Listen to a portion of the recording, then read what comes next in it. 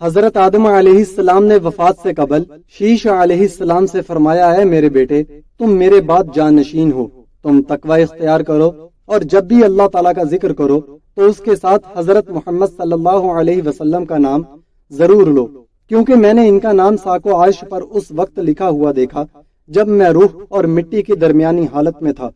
پھر میں نے تمام آسمانوں کا چکر لگایا تو میں نے اس ہستی کی شان محبوبیت کا بارگاہ رب العزت میں یہ عالم دیکھا کہ آپ کا پاک نام محمد صلی اللہ علیہ وسلم بھی اللہ کو اتنا پیارا ہے کہ میں نے آسمانوں میں کوئی ایسی جگہ نہیں دیکھی جہاں حضرت محمد صلی اللہ علیہ وسلم کا نام نہ لکھا ہو۔ میرے رب نے مجھے جنت میں رکھا تو میں نے جنت میں کوئی محل، کوئی بالا خانہ، کوئی دریچہ ایسا نہ دیکھا کہ جس پر اسم محمد صلی اللہ علیہ وسلم تحریر نہ ہو۔ اے میرے بیٹے، میں نے نام محمد صلی اللہ علیہ وسلم حوروں کے سینوں پر، فرشتوں کی آنکھوں کی پتلیوں میں، شجر طوبہ کے پتوں اور سدرۃ المنتہا پر لکھا دیکھا ہے۔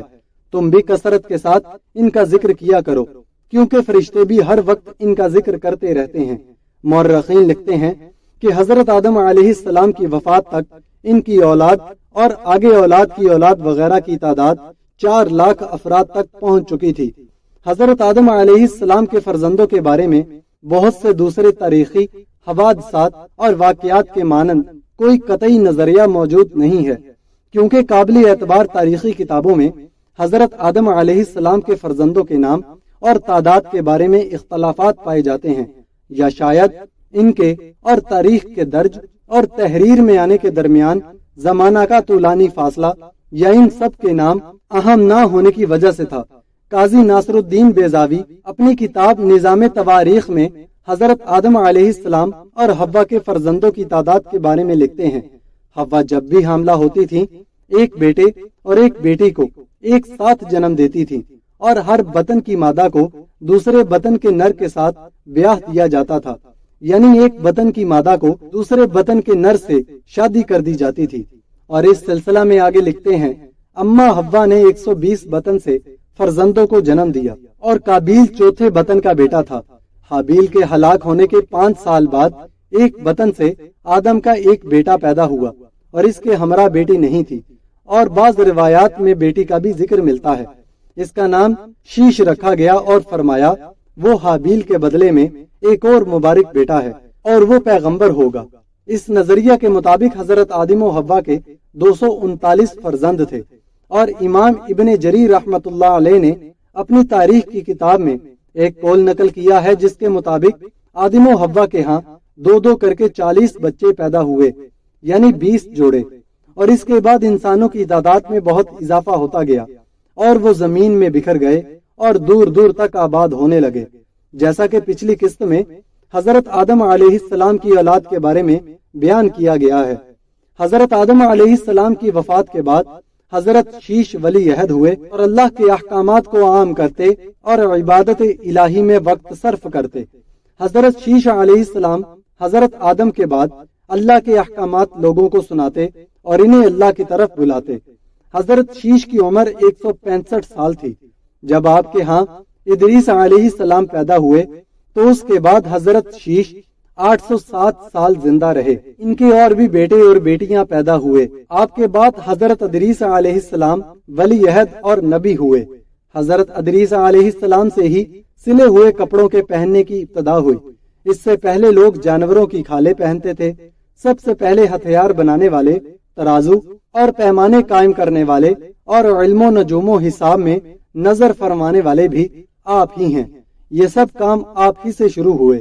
اللہ تعالیٰ نے آپ پر 30 صحیفے نازل فرمائے اور آپ اللہ تعالیٰ کی کتابوں کا بکثرت درس دیا کرتے تھے، اس لیے آپ کا لقب اخنوخ سے ادریس ہو گیا، اور آپ کا یہ لقب اس قدر مشہور ہو گیا کہ بہت سے لوگوں کو آپ کا اصلی نام معلوم ہی نہیں۔ قرآن مجید میں آپ کا نام ادریس ہی ذکر کیا گیا ہے۔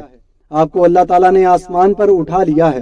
بخاری و مسلم کی حدیث میں ہے کہ حضور اکرم صلی اللہ علیہ وسلم نے شب معراج حضرت ادریس علیہ السلام کو چوتھے آسمان پر دیکھا۔ حضرت کعب احبار رضی اللہ تعالی عنہ وغیرہ سے مروی ہے کہ حضرت ادریس علیہ السلام ہر روز پیرہن سیتے تھے، ہر دم سینے میں تسبیح پڑھتے تھے اور کسی سے سلائی کی اجرت نہ لیتے تھے۔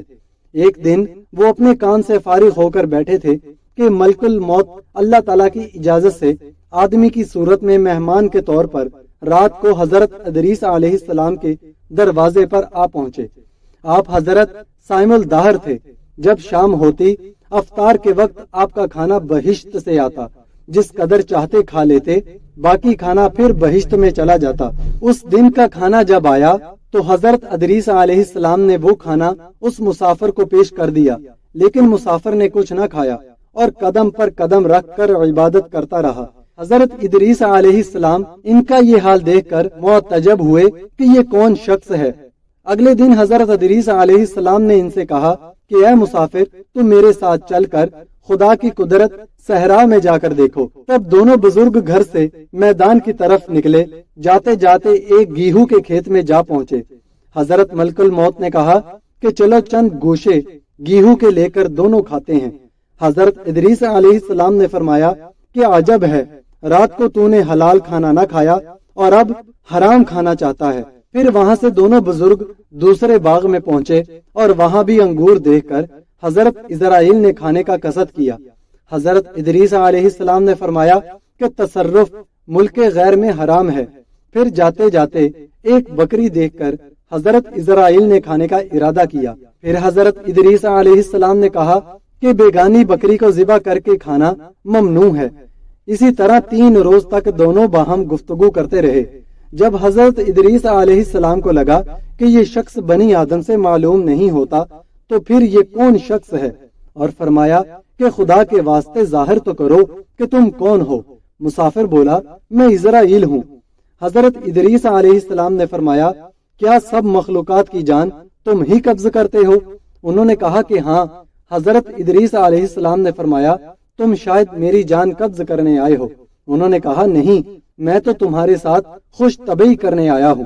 حضرت ادریس علیہ السلام نے کہا کہ 3 دن سے تو میرے ساتھ ہو، کیا اس عرصے میں بھی تو نے کسی کی جان قبض کی ہے؟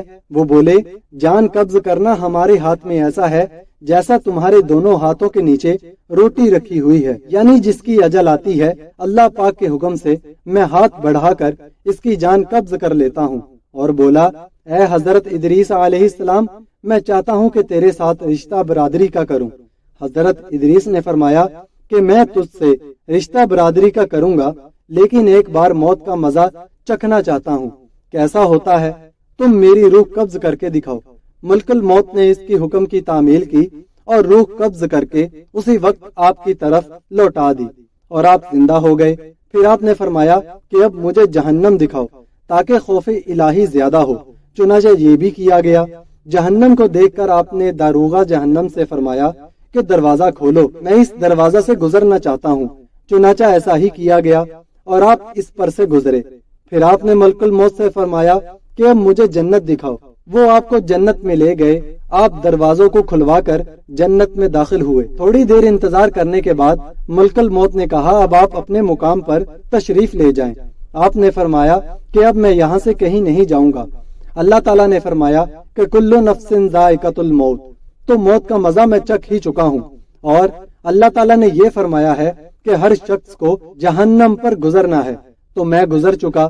اب میں جنت میں پہنچ گیا، اور جنت میں پہنچنے والوں کے لیے خداوند قدوس نے یہ فرمایا ہے کہ جنت میں داخل ہونے والے جنت سے نکالے نہیں جائیں گے۔ اب مجھے جنت سے چلنے کے لیے کیوں کہتے ہو؟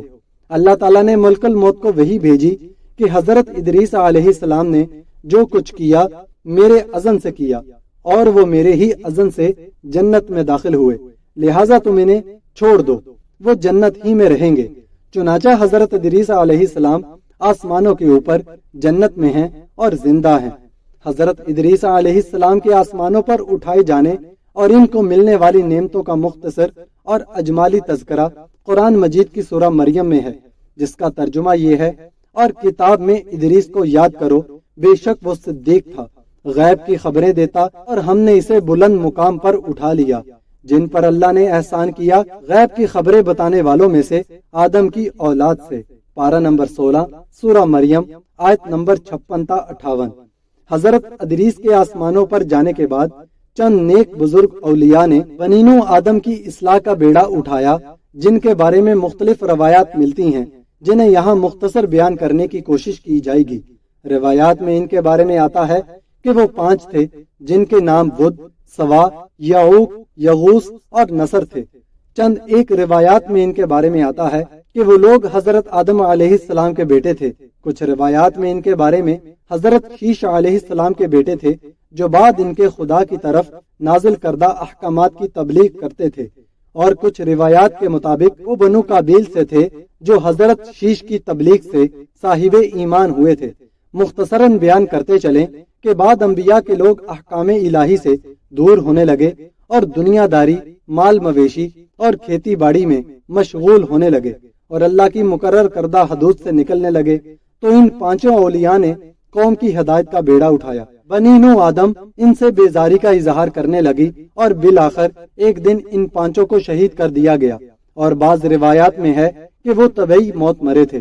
ان کی وفات کے بعد اللہ تعالیٰ کی طرف سے ان پر سختی نازل کی گئی کہ ان کے ہاں بارشیں ہونا بند ہو گئیں۔ جب قحط پڑنے لگا تو لوگ سخت پریشان ہوئے اور ایک دوسرے سے مشورے مانگنے لگے کہ اب کیا کیا جائے۔ تب شیطان ایک بزرگ کی صورت میں ان کے پاس آیا اور کہنے لگا کہ تم نے ان 5 بزرگ ہستیوں کو شہید کیا ہے، جس کی وجہ سے اللہ کی ناراضگی تم پر نازل ہوئی ہے۔ لوگوں نے شیطان کو ایک بیک بزرگ اور مسئلہ سمجھا اور مشورہ مانگا کہ اب ہم کیا کریں جو اللہ کی ناراضگی دور ہو سکے۔ تب اس نے کہا کہ تم ان کی قبروں پر جاؤ اور عبادت کرو کہ وہ تمہارا وسیلہ بنیں گے اور وہی تمہاری دعائیں آگے اللہ تک پہنچائیں گے۔ تب سبھی لوگ وہاں گئے اور عبادت کرنے لگے، اور یہ ان کا صبح و شام کا معمول ہوا۔ تب پھر شیطان ان کے پاس آیا اور کہا کیا ہی اچھا ہو اگر میں ان کی شکلیں یعنی مجسمے یہاں بنا دوں تاکہ تمہیں پہچان میں آسانی ہو اور انہیں دیکھنے سے عبادت کا شوق اور رغبت اور بھی بڑھے۔ قوم کو یہ بات بڑی پسند آئی اور کہا کہ بے شک اگر تم ایسا کر سکو تو یہ اور بھی اچھا ہو جائے۔ شیطان نے ان کے مجسمے بنائے اور اللہ نے انہیں مہلت دی اور ان کی روزی کھول دی۔ جب وہ لوگ پھر سے مشغول دنیا ہوئے تو انہیں اس میدان تک جانا بھی مشکل لگنے لگا کہ جہاں وہ مورتیں تھیں۔ تب قوم نے شیطان ابلیس سے کہا کیا ہی اچھا ہو کہ آپ یہ مجسمے ہمارے گھروں میں بھی بنا دیں کہ ہم روز آنے جانے کی زحمت سے بچ جائیں اور ایک روز مقرر کر لیں یہاں آنے کو۔ تب شیطان نے ان کے گھروں میں ہر گھر اور قبیلے میں الگ مورتیں بنا دی، اور جب وہ نسل ختم ہوئی اور بعد ان کے نئی نسل آئی تو شیطان نے انہیں بہکایا کہ یہی تمہارے خدا ہیں اور تمہارے باپ دادا بھی انہی سے مانگتے تھے، سو تم بھی انہیں پکارو۔ تب وہ لوگ انہیں ہی اپنا خدا سمجھ بیٹھے اور اس پر ڈٹ گئے، اور مختلف قبیلوں نے اپنے اپنے خدا بانٹ لیے، اور یہاں سے بت پرستی کی ابتدا ہوئی، اور ان کے بارے میں قرآن میں ذکر کیا جاتا ہے۔ چنانچہ ارشاد باری تعالیٰ ہے، آیت پڑھنے میں زیر زبر کی کوئی غلطی ہو جائے تو اللہ تعالیٰ سے معافی کا طلبگار ہوں۔ وَقَالُوا لَا تَذَرُنَّ آلِهَتَكُمْ وَلَا تَذَرُنَّ وَدًّا وَلَا سُوَاعًا وَلَا يَغُوثَ وَيَعُوقَ وَنَسْرًا، اور کہتے رہے کہ تم اپنے معبودوں کو مت چھوڑنا، اور ود اور سوا اور یغوث اور یعوق اور نصر نامی بتوں کو بھی ہرگز نہ چھوڑنا۔ ناظرین گرامی، اگر یہ ویڈیو آپ کو اچھی لگی تو ویڈیو کو لائک کریں اور ہمارے یوٹیوب چینل کو سبسکرائب کریں تاکہ ہم مزید اس طرح کی ویڈیوز آپ کے لیے لاتے رہیں۔